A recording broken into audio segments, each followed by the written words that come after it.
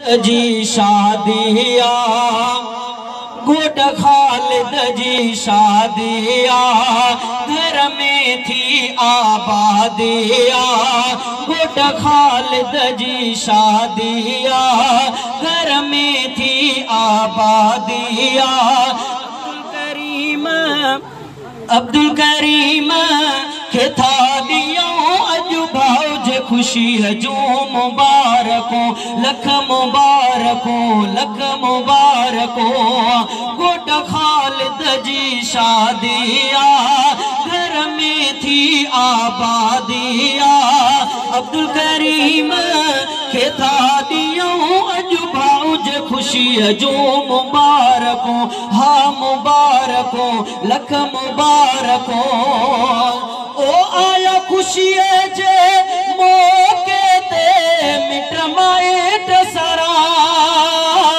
चाचा मामा प्यारा दोस्त गोठ वारा ओ आया खुशी जे मौके ते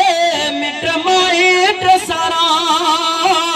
चाचा मामा प्यारा दोस्त गोठ वारा अजु तरब थो राज़िया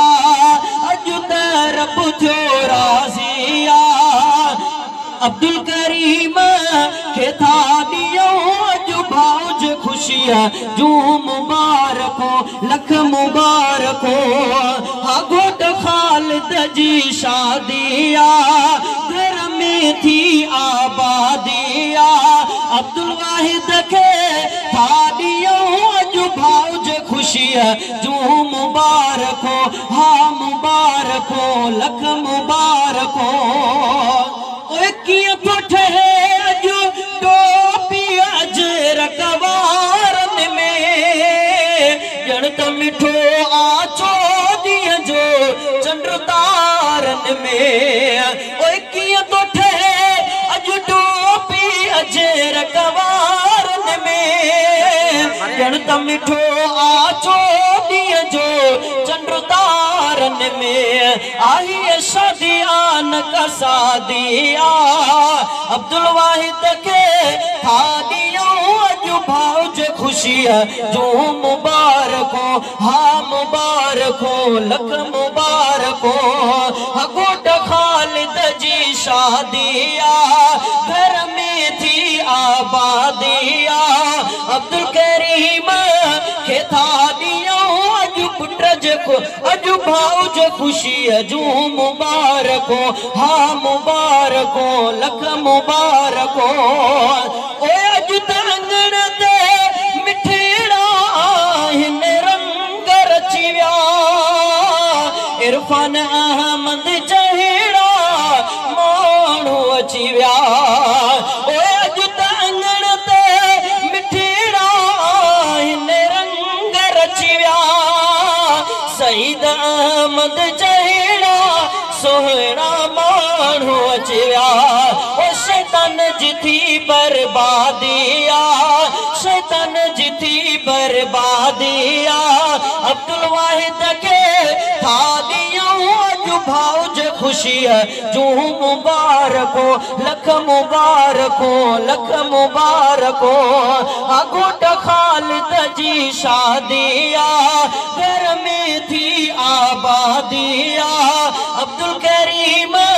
के था दियो अजु भाउज खुशी जो मुबारको हाँ मुबारको लख मुबारको ओ शादी मुझे सुन नबी जी सुन दया इन शादी में मौला मिठे जी मोहब्बत ओ शादी मुझे सुन नबी जी सुन दया इन शादी में मौला मिठे जी मोहब्बत अब्दुल वहीद जो आई संगत सारिया अब्दुल वहीद जो आई संगत सारिया अब्दुल करीम के था दियो अजु भाउज खुशी जो मुबारको लख मुबारको गोट खालिद जी शादिया आबादिया अब्दुल वाहिद के तानियों भाव जे खुशी है जो मुबारक हो, हाँ मुबारक हो, लख मुबारक हो।